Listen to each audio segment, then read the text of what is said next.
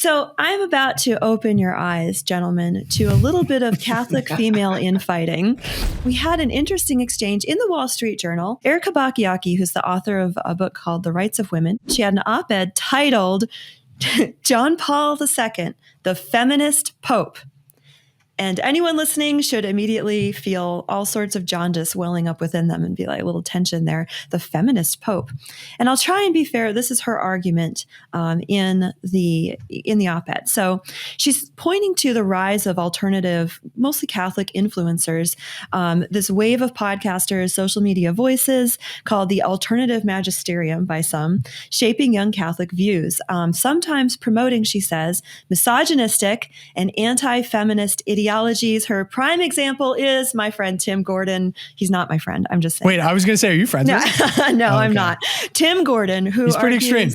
Yeah, he is. You can pull up this little tweet of his because this is kind of what he does. He goes through papal statements of the past where there's anything that hints that women should only be in the home. And he puts a big papal photograph on him and puts that, and there's like endless thread of, look, all the popes said that women should stay at home.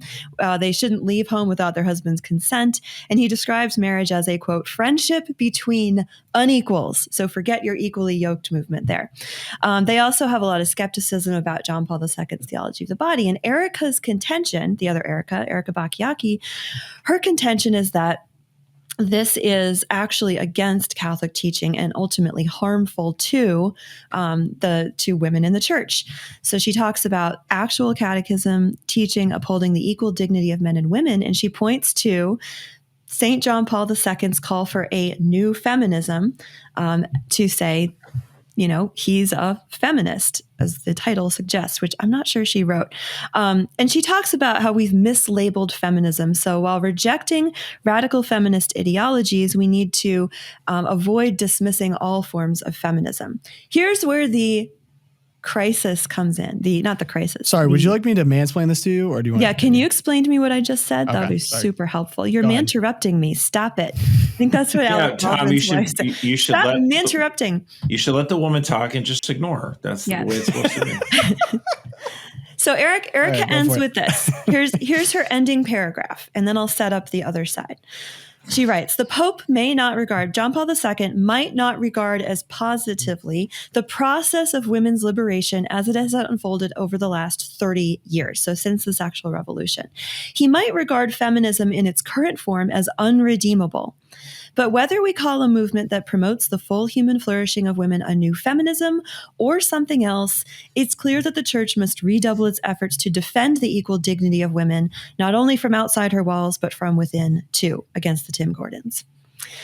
Now, the reason this is interesting is because Erica Bachiochi has been an ardent supporter of this idea of the new feminism, that feminism is redeemable. It just went off the rails in the sexual revolution with second wave feminism. On the other side, we have Carrie Gress, author of The End of Woman, which you should also read. So she writes back in the Wall Street Journal in the letters. She writes, the new feminists, Erica Bachiochi, have worked to define their project for 40 years, emphasizing equality while repackaging feminist concepts of autonomy. Meanwhile, feminism as autonomy continues to flourish. The pro-life movement is waning, and Catholics in the pew are as confused about womanhood as everyone else. As Ms. Bachiochi notes, the Pope may not look positively on the past 30 years. Has the new feminism that he called for added any clarity? So this is the big controversy among Catholic women. I think that on the one hand, they're all saying the same thing, that we need to return to an authentic view of woman, of the human person, of men, as articulated in church teaching consistently throughout the ages. The difference is, do we need a new feminism? It was John Paul II, a feminist pope. Does the word matter? And I think Carrie very much is saying, look, we need to divest ourselves of the feminist terminology and the lingo of the feminism movement, because root and branch, it was diametrically opposed to the Catholic view of what a woman is, of what a human person is. Whereas Erica is saying, no, we need to keep on using the term feminism. She's conceding a little bit here, which is new news in this controversy. But maybe we call it something else. Can I ask you a question, Erica? Yeah, please ask me a question. That it just might be worth. So I know that is there 4 waves of feminism at this point? I feel like there's a new one. Oh my gosh, there's so many waves of feminism. I mean, you would say basically there's still just 2, right? There's the original. 2? Well, there's original feminism with like Wollstonecraft. Then you get the suffrage movement, and then you have second wave feminism, which would be sexual revolution. Then you have trans. I wouldn't even call that. I mean, the full flowering of the feminist movement maybe is the whole trans movement. So I guess if you're going to put all of that under the sexual revolution, the war of the sexes, you could say we're on the 4th wave. So first wave just to take it down to bare bones. Yeah. First wave feminism, I think a lot of people in their minds are like, that was just women wanting to vote. In a way, be able to own property and own economic transactions without getting approval of their husband or whatever. Yeah, okay. And to work outside the home in terms of like, which would have been just fine. Then they get their credit cards, and that's when everything got. So what's it? Then second wave feminism was. That's when you get into Betty Friedan. Revolution. Yeah, Betty Friedan and the sexual revolution of the 60s and 70s, where it's very much woman against man, women adopting all of the so-called toxic masculinity of like, we're going to now dominate men. We're going to make ourselves, I mean, the pill being a huge part of that we're going to sterilize ourselves, reject our fertility, reject motherhood. And that's the only way to get quote unquote equality is through domination now of men. So I think most people, Catholics of goodwill, would reject that second wave kind of part and parcel. Like that's not even really a debate topic. So the real debate here is, should we claim the fruits of first wave feminism?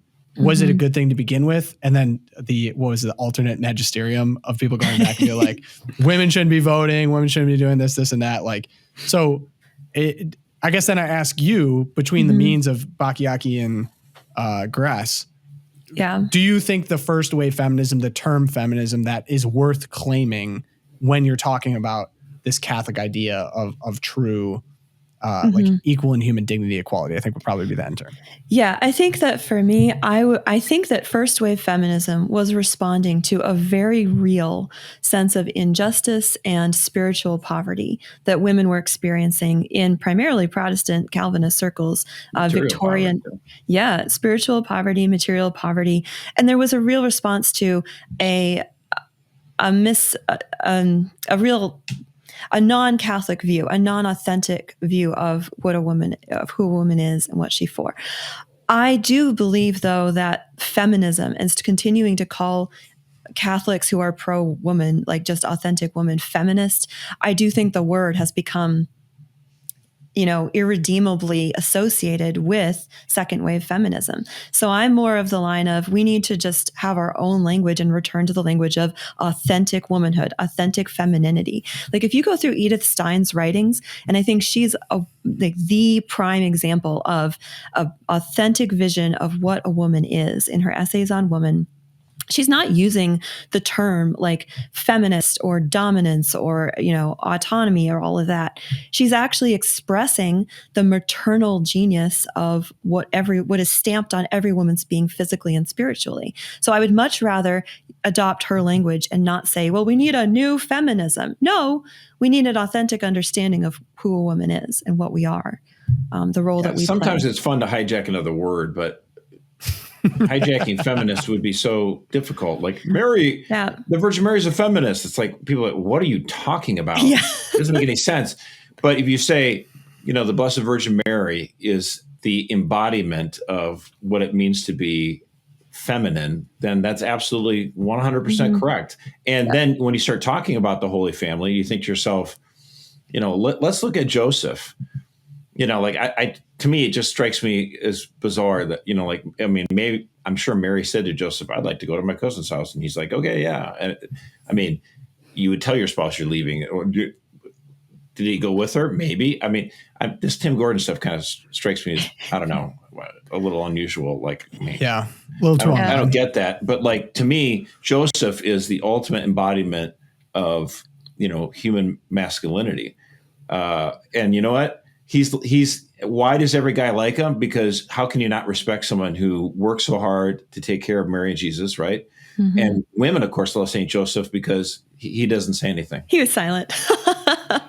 I knew that was coming. Back to you made the point on the word hijacking the word. I think I need help fleshing out this analogy, but I think that instinctually why there was such a big fight over the word marriage as it applied to law, like even in the word itself, the activists trying to say that a man being with a man legally is marriage, it still can't escape the origins of the word. Like the word was around and fully understood, naturally understood by people before these kind of bizarre iterations of marriage.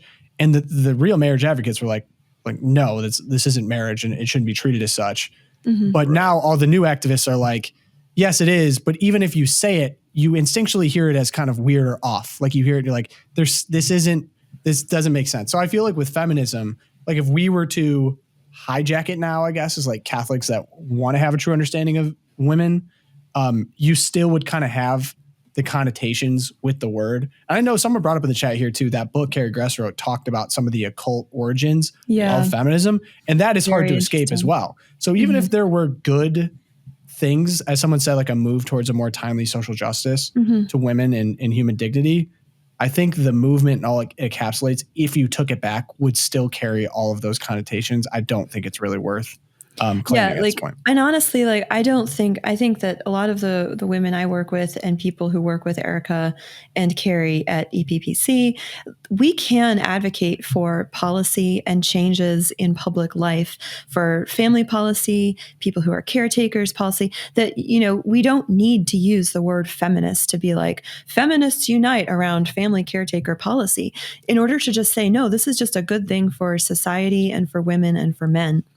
This doesn't have to be a feminist movement in order to effect changes that do need to happen in society to acknowledge the work of homemakers and caretakers and mothers who stay home to care for small children. We don't need to be like new feminists to do that. And it gets to the idea that like environmentalism has become something completely crazy. So like, why rescue that word when I could talk about conservation? Like I could try to say we should take care of the resources and not have this, you know, human hating crazy communist movement. So that's the same thing with feminism. Why would I try to recapture that word? I mean, I believe that all women, all men are created in the image of God. Therefore, they are afforded amazing dignity. We get these discussions about, well, what about, you know, equality through the law? And like, it's like, I mean, do they not have the right to vote? Of course, they should have the right to vote. I believe that. But like, I just wish there would be a little bit more of an understanding. Like when you hear these WNBA players who think I should be paid as much as the NBA stars, it's like, and therefore this is a great injustice. It's like, dude, did you sell any tickets? I'm sorry, wait, no? Oh, okay. Well, sounds like you got a problem convincing women to go to your games. Don't give me this equality stuff. And again, you know, I'm a keyboard warrior. Okay, I'm not necessarily equipped to work out on an oil rig, but like to me, it's like. It is the men proportionately who are defending our shores through the military, who are doing the hard work of, you know, building these buildings and construction, building the roads, getting cleaning the our oil out of the sewers ground that fuels the energy that we have. So like, you know, the whole girl boss, like we don't need anyone. Like I don't really care for that at all. You will never hear me saying that. I need my guys.